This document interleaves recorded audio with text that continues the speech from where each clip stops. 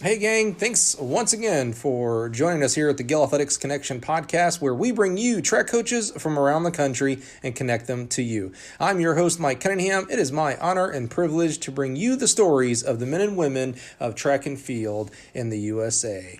This week, got a nice, quick, short one here. Didn't have a lot of time to talk with Mr. Brenner Abbott at Harvard University. I don't think I can say the hard R. I think I have to innately say Harvard. So just get used to it, I guess, right? So Brenner Abbott is the pole vault coach at Harvard University. He was getting ready to host a big-time meet here the very next day. So he was super busy, super blessed that he would spend the time and energy with us here. We really, for a shorter interview, really got into some really cool things on his background and what he has accomplished and how he got into coaching and his business background, which I found, of course, just simply fascinating. So please help me welcome the great and powerful Brenner Abbott.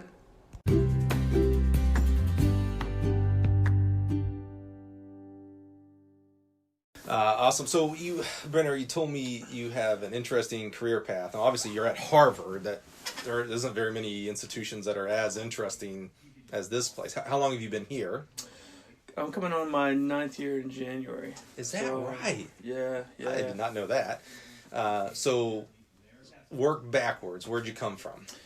So, working backwards from here, Mm-hmm. I came from Northeastern. I was there between part-time and full-time for 12 years. That's here. So, yeah, Boston? that's about 2 miles down the street. So Okay. my commute increased about 3.5 minutes from my house, which... Oh, okay. I Not thought you were going too to say bad. 3.5 miles. I was going to say that could be 30 minutes. In traffic, could be an hour and a half Right. from Boston. But yeah. Okay, so at Northeastern. Yep. All right. I'm Northeastern for 12 years. Before that, I wasn't really sure if coaching was my thing, so I was actually offered that job a couple times before I accepted. Okay. My original career path, I owned and operated 3 surf and skate shops. So out of college, I started my first one Really? in Cape Cod. Yeah, the summer before my senior year of college, actually. So how did you? Okay, so hold on. Let's work forward. Sure. Where'd you go to college? I went to University of Maine. Okay, and so are you from around here, the New England area, or? I grew up about 2 miles away from the start of the Boston Marathon. So Oh, wow. it's about 40 minutes southwest of Harvard's campus. Okay. So, And then went to school in Maine. What school? University of Maine, Orono, which is the Okay. the most beautiful campus that's always under snow that you never get to see, but now it's gorgeous Really? campus. Yeah. What did you major there?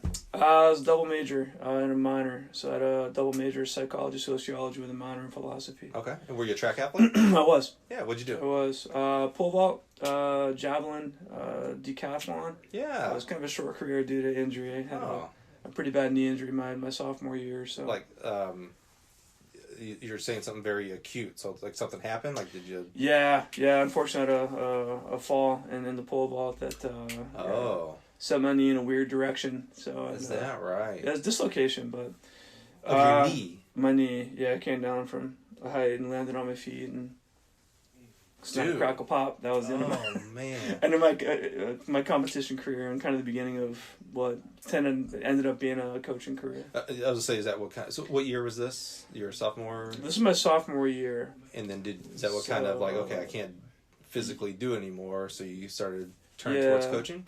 Yeah, so they cut me on scholarship, and Mhm. they kind of brought me on more as kind of like a coach, kind of like a teammate that Mhm. helped out, and it was kind of my opportunity, I guess, to help out the team without scoring points, which was fun. Yeah. At first I didn't think I was going to enjoy the role. I wanted to be a part of the team, and I ended up actually liking teaching, and obviously it was a long process to learn the events and all that, but yeah, I guess it's kind of what led me to wanting to be a coach long term. I'll say, did you think you were going to be a coach before that? Hell no. No, not at all.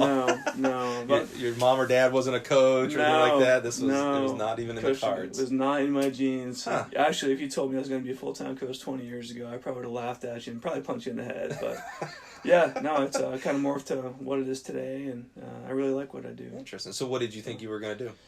I had no idea. I started off, I wanted to be a sports psychologist, so I knew it was something, in the sporting realm. Mm-hmm. And as I got into it, I was kind of like, maybe not. So, yeah, I started my first shop the summer before my senior year. My family, they're pretty much entrepreneurs. Okay. So I thought it'd be a good idea. I grew up loving, surfing and skating. Right. So you like read like Thrasher magazine? Oh and yeah. all that. Yeah. California Cheapskates was my favorite catalog. Yeah. I was a wannabe skater. So Okay. I loved it. I loved the culture. Yeah. I had subscription to Thrasher magazine back in the day.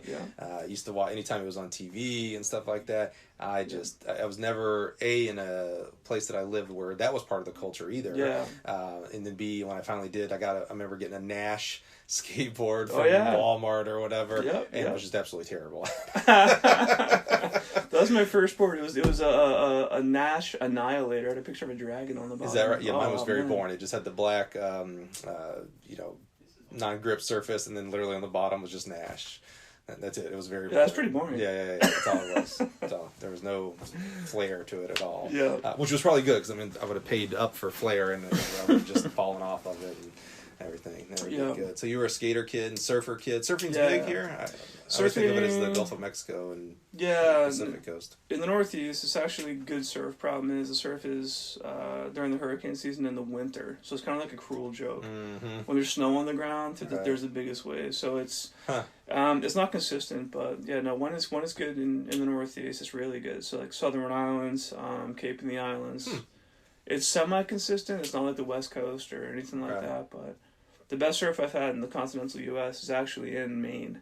Is that Believe right? it or not, yeah. In January, so it was cold as hell. But yeah, so like super wetsuits and all that kind of stuff. Yeah, all right. Yeah, I would never have thought of up here as a surf area. Yeah, most people don't. Yeah. Now, unfortunately, with Cape Cod, with the sharks moving in, it's like literally the last 2 times I paddled out in Cape Cod, we got called back in because of great whites. Is that right? Yeah, it's legit. I never thought I'd say this. It sounds like a joke, but I was gonna say, this is something I hear on the news. Yeah, not experience it. Like I grew up surfing out in Wellfleet and Orleans in that area. And, like, you knew there was something in the water. Like, you knew that there were sharks, but not whites. Like, you see sand sharks. Right. And they're fish. They're not out to eat you. Right. Neither are whites. Problem is, if a white takes a bite and pulls, then it's going to be a bad day. Have you ever had any close calls? I've seen a lot of fins out there.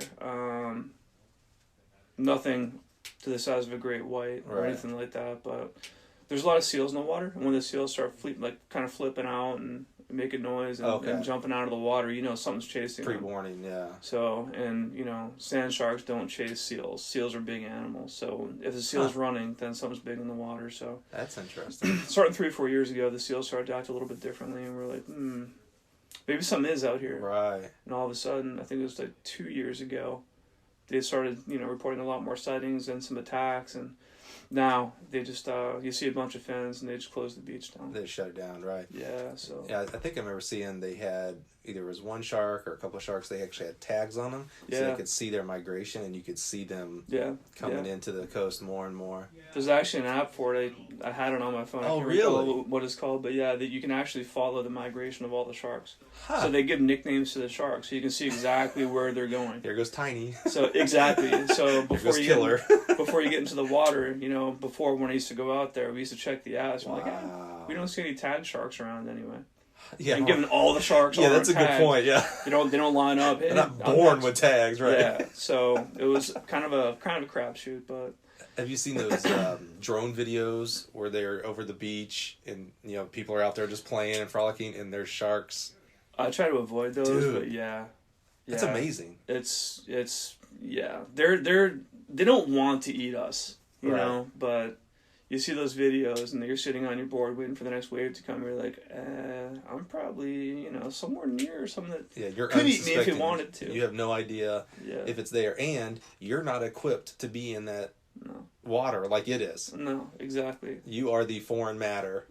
Exactly. So if they want to get you, they're gonna get you. Absolutely.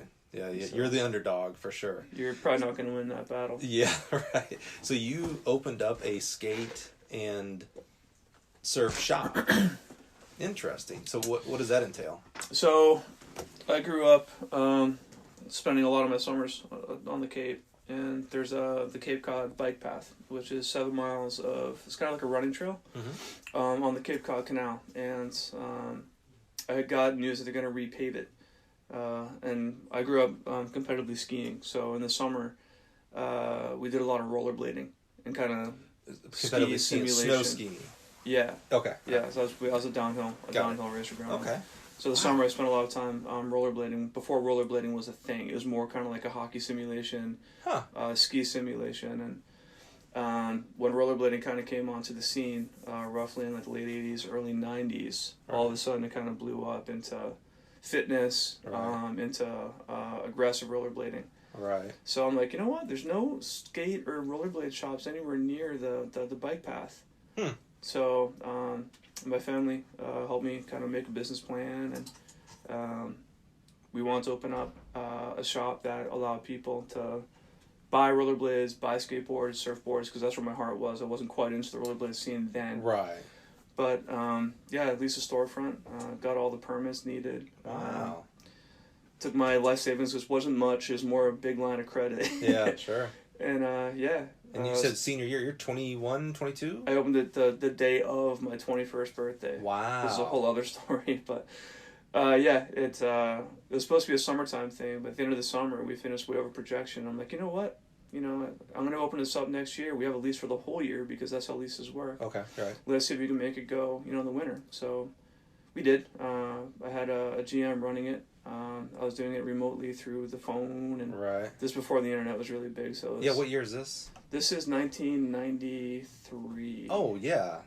Yeah, there's no cell phones. There's bad no phones, so it looked like but no one had. a World War II person on the front lines, with this gigantic phone. No, I didn't have one, but I quickly purchased one. Is that right? So, yeah. Wow. So I felt kind of like a jerk, being in class and my phone would vibrate. Your brick.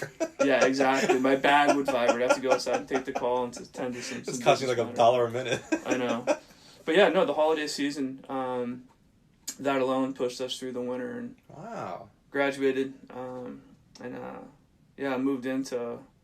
I was living on a boat actually across from the shop, which is in downtown Buzzards Bay. That's kind of cool. Yeah, so I reinvested everything, and at the end of that summer, we leased the shop next to the original, knocked down the wall for one big shop. End of that summer, I got another storefront in Narragansett, Rhode Island. Okay. And that was more surf and apparel based. Mm-hmm. So we were doing board repairs, all kinds of sales. Wow. We're actually teaching lessons, which is just an excuse for guys like us to hang out in the water and push people into waves. Right. Essentially. End of that summer, got approached by an investor who wanted to open up and design the largest skate park in New England. Wow. So, and I said that I would, but I didn't want to get paid. I want the rights to have a shop inside of the skate park. Mm-hmm. So that led to shop number 3, and it was an indoor skate park. It was called 2Pi. 2Pi. So which means 360 for all you math people out there. Okay, yeah. Yeah, I went to high school and college in Alabama, so right over there. Yeah. But it was cool. It was a lot of fun. Huh. And in the interim, I kind of helped out with teaching some pole vault clinics and kind of staying in touch with the sport. Right. Just because that's what I did. Now I was competing. And, get to see old friends and old competitors. And, but I kind of stayed in touch with track. Not on purpose, just because, hey, every August I do this camp. Right. Why not? I have the time. Right. So. And so are you out of that shop business now? I am. Yeah, that lasted a while. It was a lot of fun. It was a great learning experience. Made some really good money, actually, but when you're, 23, 24, 25-year-old kid with, a banknote of $300K every year, and it always paid itself off, you're just like, even on the days off, you're thinking, Right. So a lot of my friends were traveling and having fun, and I was having fun doing what I was doing, but it was a lot between the three. Managing all three at the same time didn't give you a lot of time. Right. Yeah, I'm always amazed at people who own their own businesses and are not contract employee. They're their own people. Boy, that's a lot of stress, a lot of pressure. There is no off time. It's a 24/7. It's a labor of love too. You start a shop and it's kind of like, can I do this? It's kind of like a class of incoming freshmen. It's like a whole new set of challenges. Right. it keeps it interesting, it keeps it fun, but yeah, at the same time, 24, 25 years old, it's a lot, Right. and I loved it, but I am glad I moved on. Right. You said your family was kind of a family of entrepreneurs? Yeah, so I was taught from a very young age, find out what it is that you love to do and get good at it enough that somebody's going to pay you to do it. Yeah.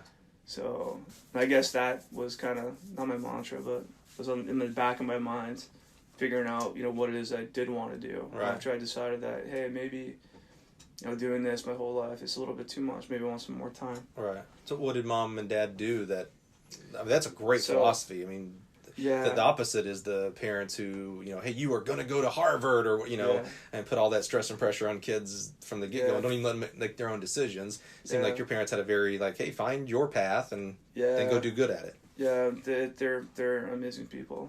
They've always kind of said, don't do the conventional thing. Life's short, do what makes you happy. Mm-hmm. But whatever it is you do, be great at it. Right. My mom and stepdad had basically a carpentry business that led into a construction business that led into an airplane charter business that led into a corporate construction business. So Wow. a little bit of everything. And Yeah. it's kind of cool. We've had no money, it's having a lot of money, it's having a little bit of money, it's having a lot of money, it's having no money. And Right.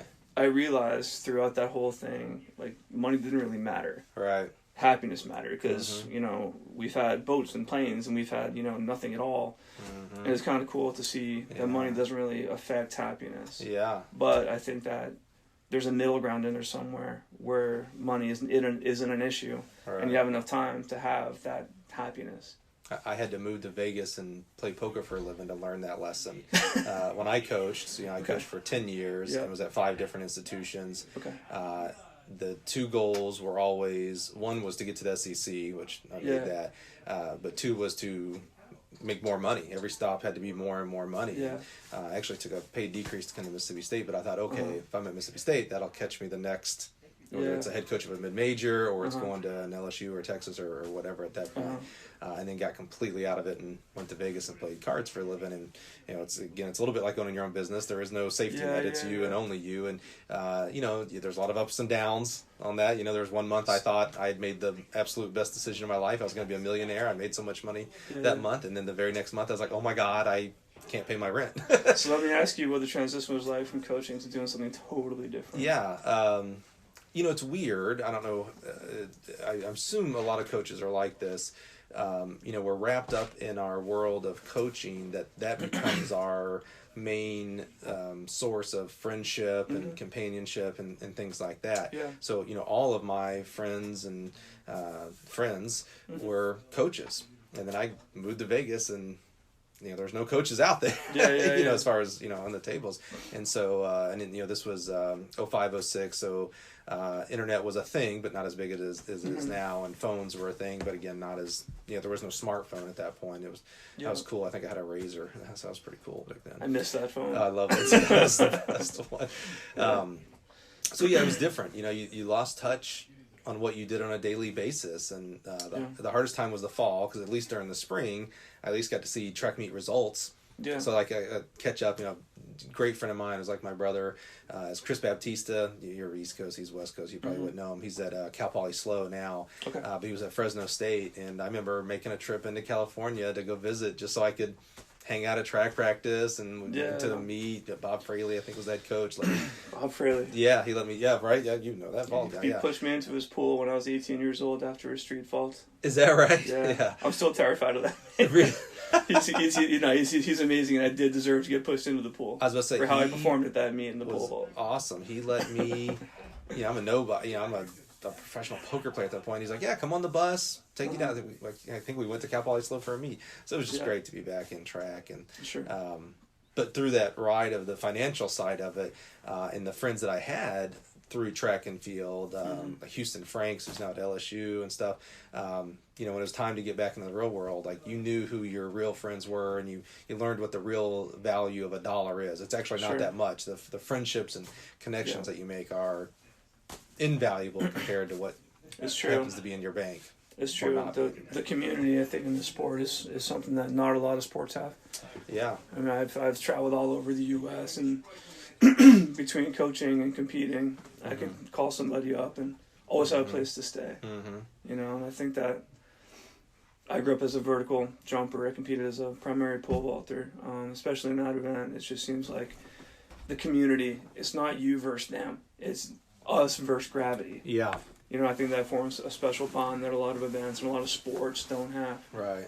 So yeah, it is an interesting event that you're up against a bar height, not really up against the other person. It's almost like wherever we flush out 1st through 8th, so be it. Yeah. But we've got to all clear this bar. When somebody clears a bar they're competing against, you're genuinely happy for Right, them. absolutely, yeah. You know? I mean, it's, the famous celebrations are in pole vault when a kid makes a big bar to win or set a record, and the competitors rush him. I think of Sam Kendricks when he set the American record at Drake, Chris Nielsen when he won at Austin last year. I mean, all the kids, it's amazing. It really is. It's different. You don't see that in any other, even high jump, which is a similar event. It's a bar event. You don't see that in high jump. I think in the vaults, I think that fear is a big factor. You know, I think that adrenaline. I think that hey, this is getting up pretty high. And if we screw up, we might really get hurt. I think that's a good point. Yeah. People kind of I guess not. Comfort's not the right word, but I think that when people have the same fears, you're battling that fear together. And given it's not fear's not, I think, on the forefront of a vaulter's mind, but it's definitely there. And I think that does form a really tight knit bond. It's really kind of hard to explain. I haven't put a ton of thought into that. Yeah. It's definitely the most element of danger. Yeah. I mean, there are definitely other events that are more dangerous to others. A hammer throw and javelin can be dangerous to fans and officials and spectators, what have you. But the pole vault is the most internal, okay, I can get hurt if I do something wrong here, or even if you don't do something wrong. There are other things factors that can happen. Headwinds come in at the very end of your run. The wind switches in the middle of the competition. Lord knows, we've all seen that. I hate to say it 100 times, but we've seen that too many times. 100 times a season. Yeah. So let's jump back. Sure. The shops, and you sold out of that business, which is amazing. So how did you get, was Northeastern your first coaching job? It was. So how did you get into that, and what made you decide, I want to be a college coach? Actually, it was not. I'm sorry. Okay. It was not. I keep on forgetting this part of my life. My high school, Milford High School, called up and said, hey, your coach is stepping down, and we want to know if you can come and be This was your coach? This is my coach, my high school coach. Yeah, Dennis Breen, who was amazing. He's no longer with us, unfortunately, but he was such a good motivator. X's and O's. He was a baseball player. He was, he didn't really know a lot about track. And when I started vaulting, he was like, hey, I don't know anything about this. I think you're an effing nut for wanting to go upside down and throw yourself through the air. But he was whatever right, I can do, he's definitely right. He's 100%. I say the same thing to my athletes all the time. Nah, he just said whatever I can do to help, let me know. So that's cool that he was supportive of it. It was great. So I took it upon myself to kind of learn the events that I did. In high school, I had no idea what I was doing. How'd you do that? I read a lot of books. I watched a lot of videos. Now, how'd you watch videos back then? VHS, man. Yeah. VHS. Those little flip books. Yeah, that's right. So I wish there was the internet back then. Did you get the videos, the VHS from USATF that would show the trials and every athlete? Did you get those? I remember those. Kind of, yeah. There was a couple other ones that my competitors that had been doing it a long time. I was a latecomer. Yeah. I was a baseball player growing up. I was going to start doing track until my junior year. Okay. So I had to kind of pick the brain of other people from other schools. And, right.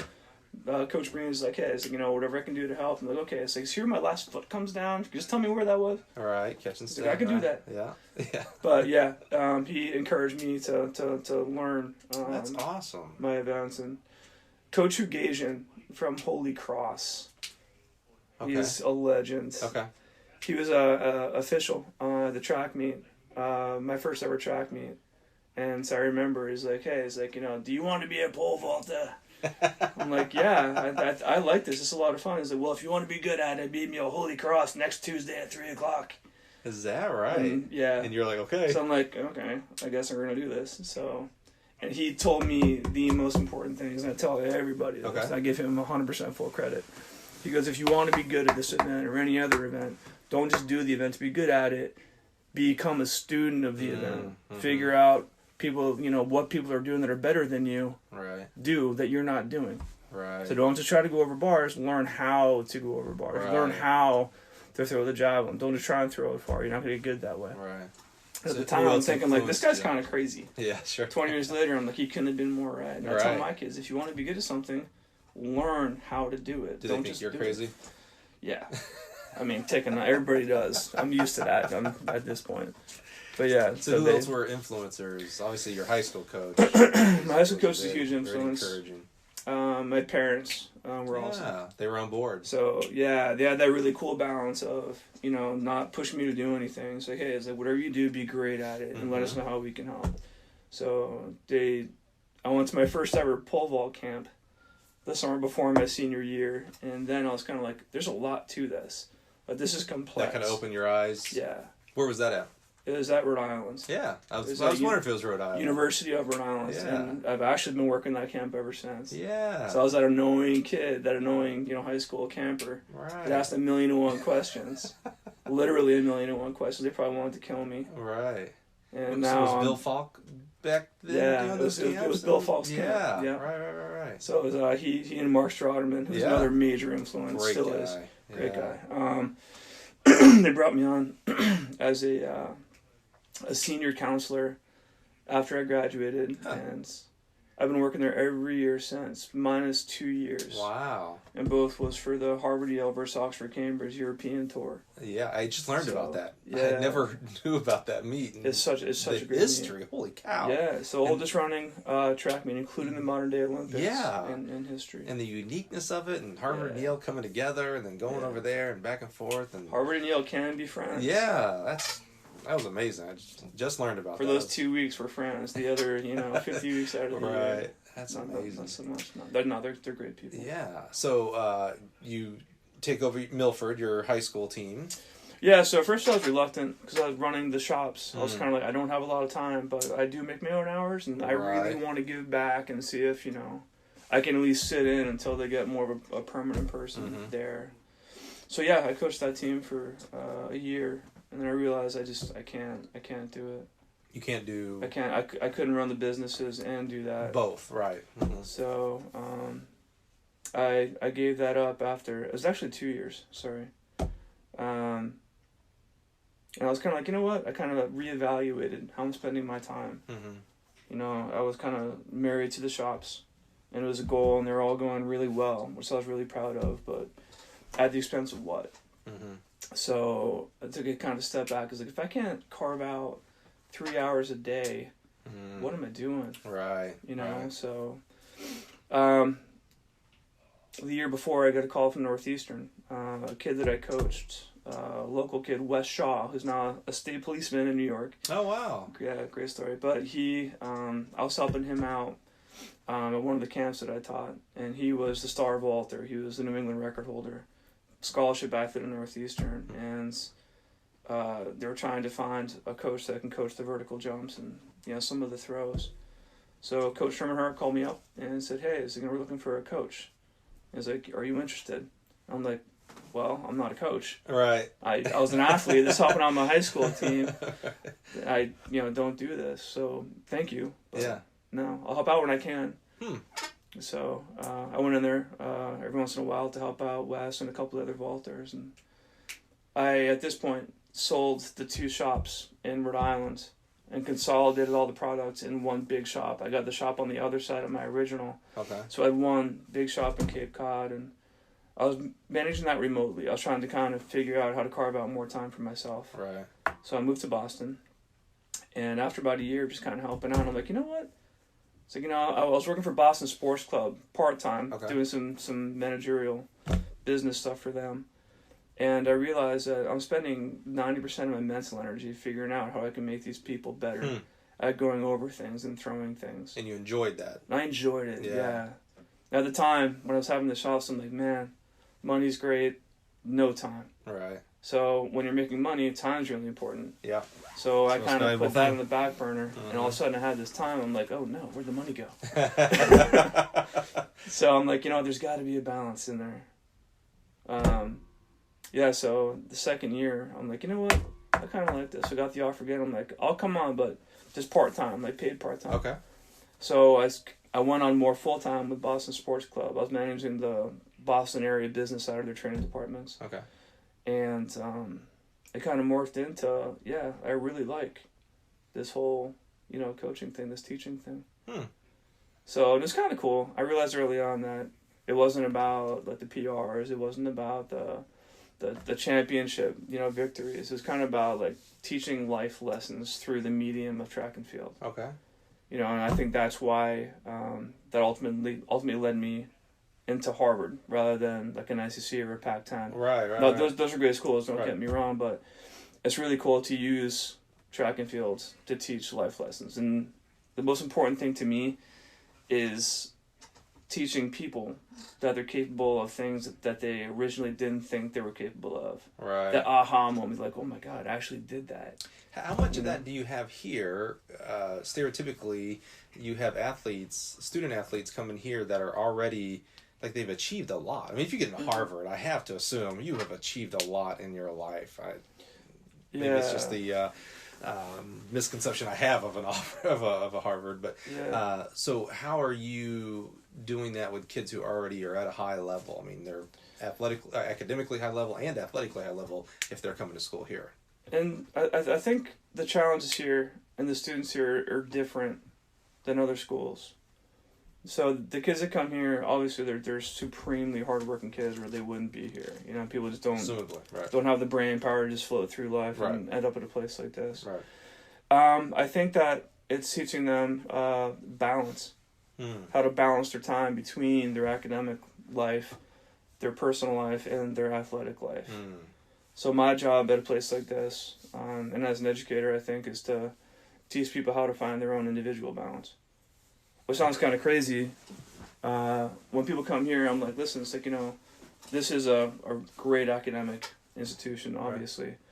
And my goal isn't to get you down here as much as possible. My goal is to figure out how much you can come down here that's going to benefit you and benefit us. Mm-hmm. So the way I look at it, there's 3 buckets that students draw from. There's the academics, their athletics, and their social life. Mm-hmm. And I think that everybody has their own balance. Some people come here and they want to put, as much as possible into athletics, also do really well in academics. And if there's time for social life, there's time for social life. Right. And there's some people that come here like, listen, it's like, I am really, really focused on academics, but I also want to be great. So I think that there's those 3 buckets. My goal... And each one has a different... So let's how much in this bucket, how much in this one, It's not just 33 across, It's never 33 across, sure. It'd be nice if it was. Yeah. But usually people come in here, it's like, they want to be great at athletics and they want to get a Harvard degree. Right. And they want to have a lot of fun. Right. So if you have 100 points of energy, it's figuring out, do I want to put, 50 in the academic bucket, 30 in the athletic bucket, and 20 in the social life bucket? Right. And I don't think that there's a right balance for across the board. I don't think it should be 33%. Right. I mean, some people would benefit putting, like, let's say 30, 40 and the remainder in the other. Mm-hmm. So my job and my goal is to help people find their own individual balance. Okay. So and it's different for everybody. How do you do that? Is it learning more about the kid? Is it force feeding sometimes? It's mainly figuring out the kind of person they want to be. Every first year student I bring into the office and say, hey, so, where do you want to be at the end of this year in those 3 buckets? Like, what are your goals? How about sophomore year, junior year, senior year? And kind of holding them accountable to that. And given they're 18-year-old kids, they're going to change. Who you want to be at 18 isn't the same person that you want to be at 22. Thank goodness. So, I know, right? I don't know where the hell I'd be if I wanted, Right. If we're on that same track, but... So you have these high achievers. Do they come to you? How many come to you with over expectation, thinking that they could be 100% athletic, 100% academic, and 100% social? Because they're like, man, I've done it all. I've always wanted everything that I've done. I can do that here. I'd say that's going to last about 2 weeks. Mm-hmm. Do you have that a lot? I shouldn't say a lot, but do you have kids that come in and just... Well, I'm very realistic in managing expectations at a place like this. You know, and the hard part about some of the people that do come here is they're the best athlete on their team in high school. They're the smartest kid in their class in high school. You're not going to be, right off the bat anyway, the best kid on the team and the smartest kid in your class. Right. We have amazing people at this school. Right. So I think that in my recruiting process, I'm very realistic in saying just that. So you started from say the first phone call. The first phone call. Yeah. I'm very real with the kids. I'm like, this place isn't for everybody. Mm-hmm. This place is people that want to be excellent in athletics and excellent in academics. Mm-hmm. If those aren't your goals, I can help you find another school. Right. Because my goal in recruiting isn't to find people to come to Harvard. I want to educate people as to what this place is, because it is hard to understand. This is a very complex school. Yeah.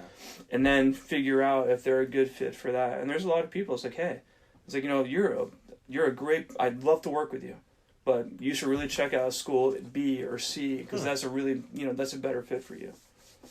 So it's come back to bite me, because those people go on to other schools and they're really good and we have a hard time beating them. But so you it's interesting. You draw a lot, whether it's consciously or subconsciously for you, on your prioritization of time and other activities. Mm-hmm. You talked a lot about that when you owned the businesses and you were trying to coach, and when you were in school and then coaching because of the injury and things like that. How long, you've been here 9 years? Going on 9, it'll be 9 years in January, I think. How long did it take you to kind of get into that groove here at Harvard with that type of philosophy? I'm still working on it. Is that right? Yeah. I'm still working on it. Yeah, no, it's a work in progress. I mean, when I was, kind of searching for, or kind of thinking about taking the job here, I didn't really know what Harvard was. Growing up in the area, we have all these preconceived notions as to what the school is. Absolutely. And it's not what people think it is at all. It's a collection of really, really hardworking people. I think that, especially growing up in the area, I thought it was a little bit blue blood, a little bit snooty. A lot of privilege. A lot of privilege. And I'll tell you, I would not work well with that population. That's not me at all. When I got to know some of these kids, I've had friends that coach here. I used to work with 2 post-grad decathletes that worked part-time here. Actually, it ended up being full-time.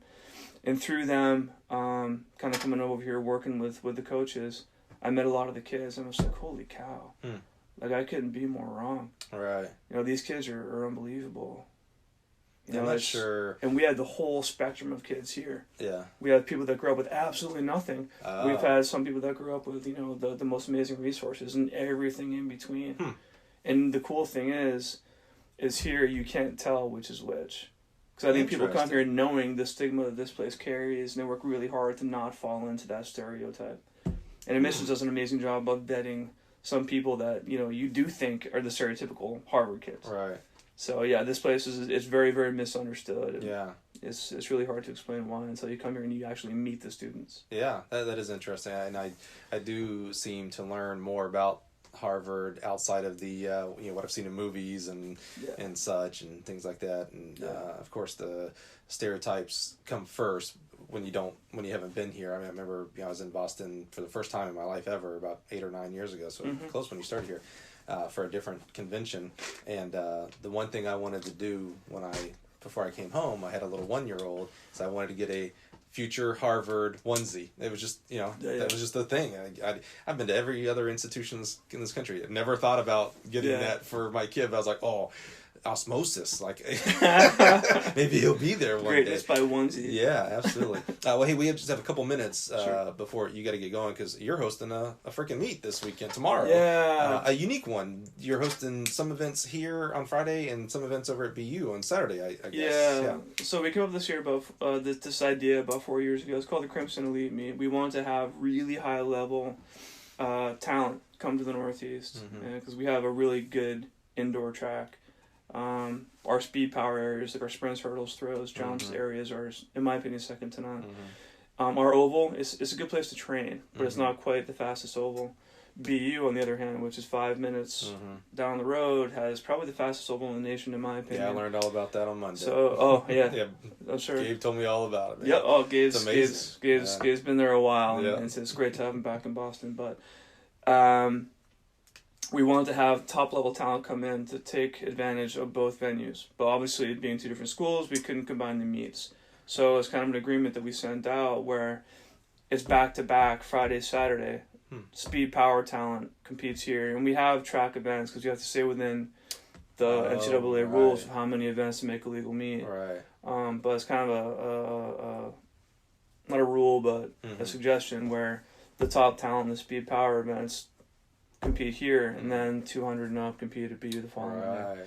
And it's worked out. We've had some great teams. Is it the exact same teams? For the most part, yeah. we both allow, like in our case, the Crimson Elite meet, we allow the top 16 entrants, primarily college. But somebody's going to push the pace in one of the events to help out the collegiates, then we accept them in.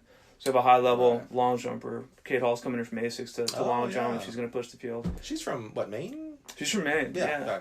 She'll be doing the 16 long jump, and we're super excited to host her. But I think the more talent that we have come in, the more talent we'll attract. And we're looking to get a high-level meet in the Northeast. That's awesome. So you got teams all around. We talked about from Florida and Alabama. It's a great place to be. Virginia, and it didn't Canada. Snow, so people, no travel delays. It didn't snow yet. It's New England, so that's a good point. Look at your watch, and it could be 80 degrees one day, and then a couple hours later it'll be snowing and sleeting. You never know what you're gonna get. That's it, man. Well, Brenner, thank you so much, man. Appreciate your time. Thank you very much. You sacrificed a lot of time for me here because I know how busy you are. It's my pleasure. Appreciate you sharing your story, man. Thank you so much. Thank you.